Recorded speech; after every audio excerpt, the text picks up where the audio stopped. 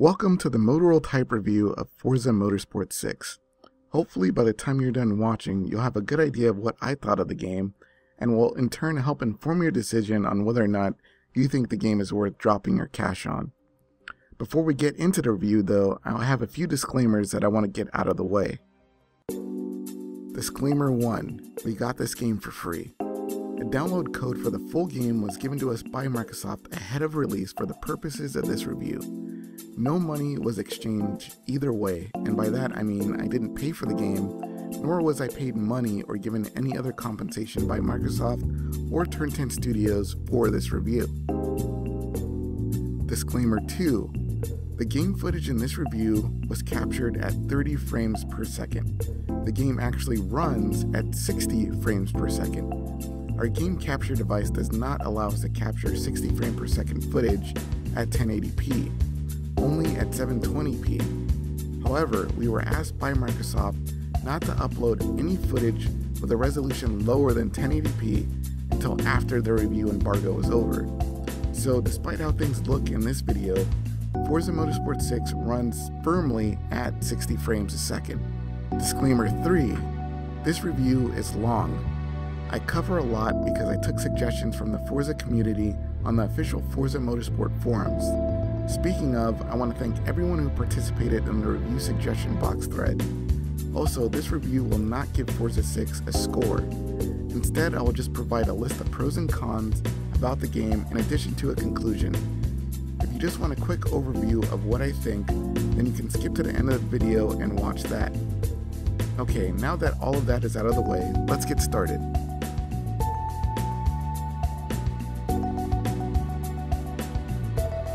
When it comes to Forza Motorsport, I know that new tracks are a pretty big deal.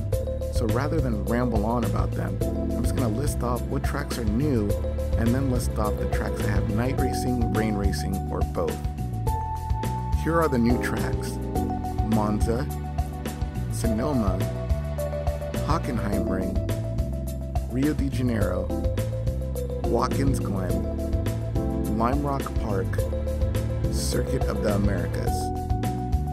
Here are the tracks that have night, wet, or both environments. Brands Hatch has wet racing. Spa has wet racing and night racing. Le Mans has wet racing and night racing. Daytona Speedway has night racing. Nürburgring has wet racing and night racing. Sebring has wet racing and night racing. Silverstone has wet racing, the Top Gear Test Track has wet racing, and Yas Marina Circuit has night racing.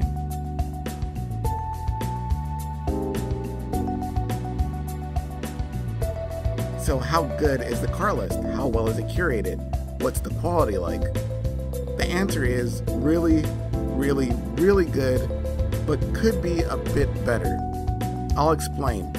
Yes, there are definitely 460 cars in the game right from the start. However, more than a few of those spots are taken up by the same car but with different liveries.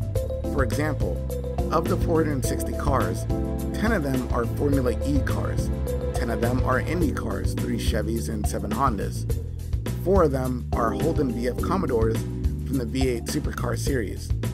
All of the Formula E cars are identical in specs. All of the Indy cars are identical in specs. All of the Holdens are identical in specs. However, each team/livery takes up a spot. That's 24 spec cars. While that's only about 5% of the total, it still feels like a bit of filler. A small bit, but still a bit. I would have preferred that each of those car types took up one slot, but their liveries were DLC that could be downloaded and applied as vinyl groups. That would reduce those 24 cars to 3 and leave 21 spots for other cars to be included at launch that would otherwise be relegated to DLC. Although again, these spec cars only make up for 5% of the total list, so it's a bit of a nitpick, but a fair nitpick, I think.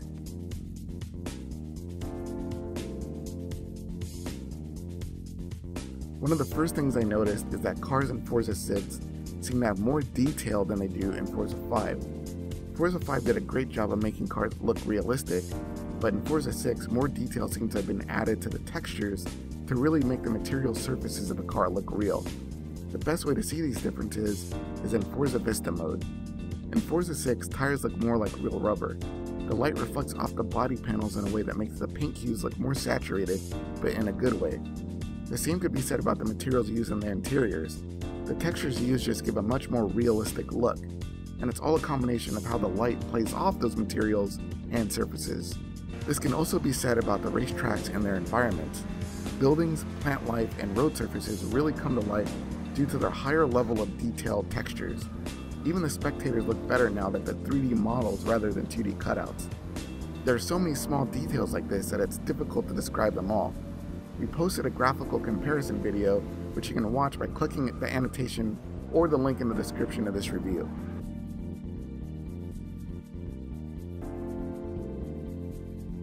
Now the question is, has Forza Tech improved car physics in Forza Motorsport 6 over 5? The short answer is yes. The long answer is yes, but it's pretty difficult to explain to you how, but I'll give it a shot anyway.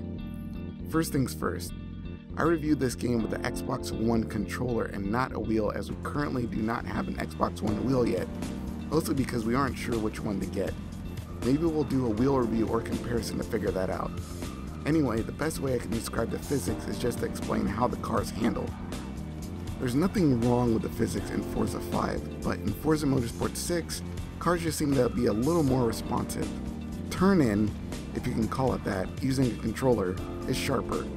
Body roll only plays a factor when it's supposed to, meaning that only cars that would normally have body roll actually give body roll in the game.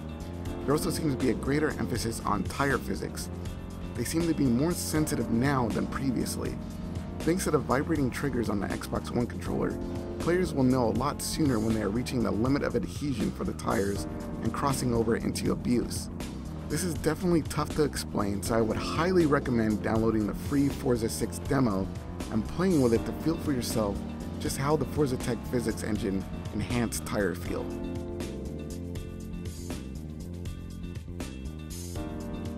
While there is night racing and rain racing, it is not dynamic, as in there is no day-to-night time cycle, and it won't start randomly raining on just any track.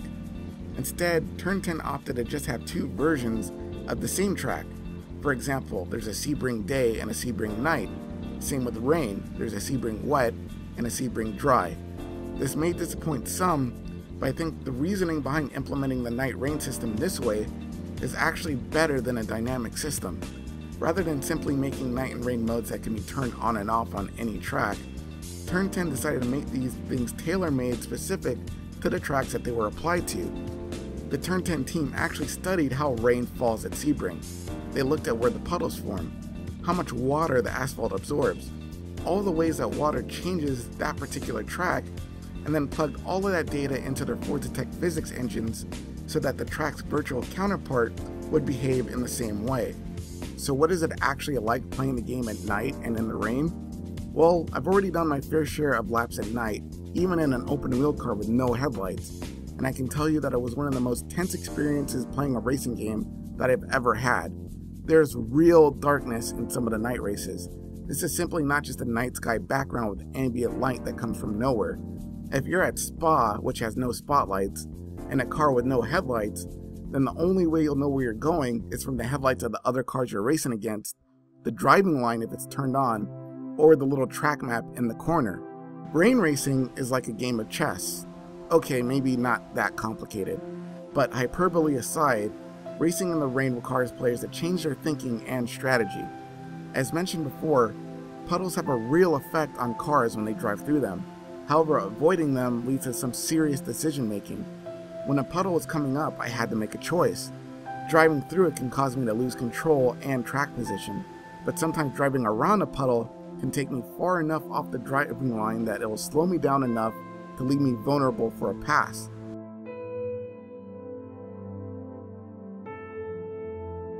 So what's new? Well, the marquee addition to multiplayer are leagues.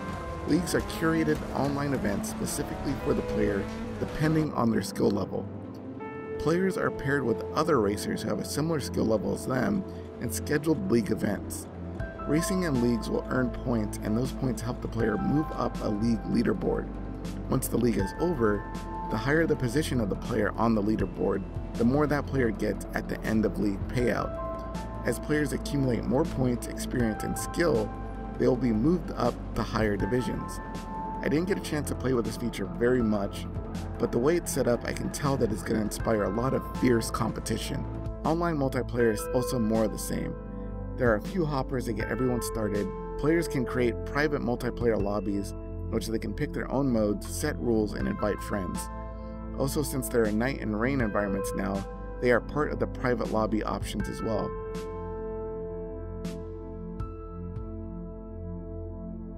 Stories of Motorsport actually isn't all that different from the career mode in Forza 5, but its presentation is something new. It's essentially a guided tour through several disciplines of motorsports and racing eras, told through volumes. The tour guides are car culture celebrities like James May, Richard Hammond, Matt Farah of the Smoking Tire, and Tanner Faust.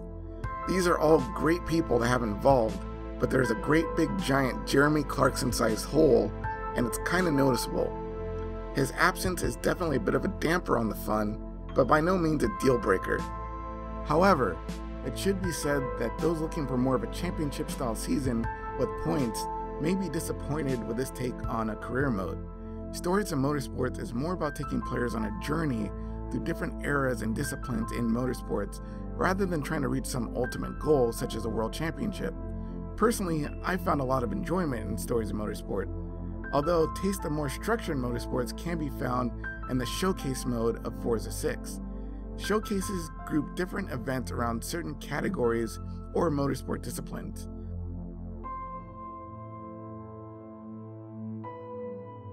I want to explain Forza Motorsport's new mods system. Now, when you hear the word mods in a racing game, you might think of performance parts like turbochargers and intakes. However, in this case, mods refer to modifications to actual gameplay. I'll elaborate. Players can buy or earn mod cards or packs of cards. Each card will give a player a particular enhancement. They work a lot like burn cards from the game Titanfall. For example, there's a mod card that'll give a player a 10% boost in how much money they'll get at the end of a race. Despite the new look, user menus are still simple and easy to navigate, although there are some weird quirks. There are two places in which a user can change the rims on their vehicle, in the Customize menu and in the Upgrade shop. But for some reason, if you go to the Customize menu to change wheels, the brands of the wheels are not shown, only their individual model names. If you're watching this video, you probably already know that an RG2 wheel is made by Advan, but it can't be assumed that everyone knows as much about wheels as you do. It is only when wheels are browsed in the Upgrade shop that the brands associated with each wheel are displayed. I'm not sure if this is simply an oversight or was done purposely for some reason. Either way, it's kinda weird and could be confusing to those who aren't wheel aficionados.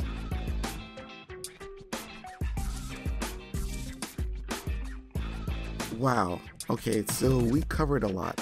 We covered what's new, graphics, the car list, multiplayer, physics, menu, a bunch of stuff.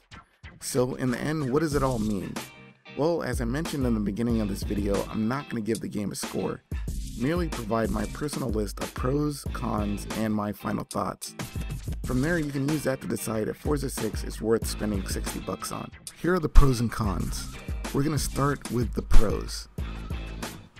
Pro 1, the game looks beautiful.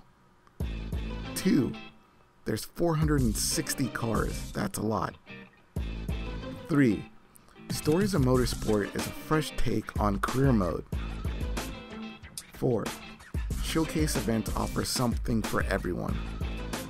5, the new tracks are awesome and the way that they look is amazing.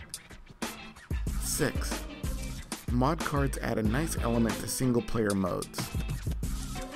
7, the physics are even better than before. Now, here are the cons.